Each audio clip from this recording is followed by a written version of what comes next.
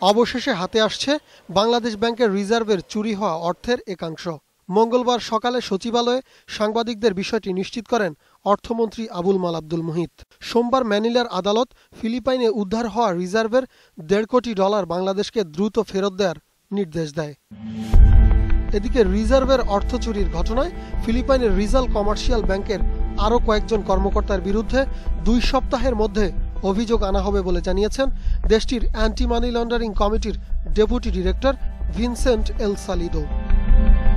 তিনি জানিয়েছেন ওই কর্মকর্তাদের কাছে $5 কোটি সন্ধান পাওয়া যেতে পারে।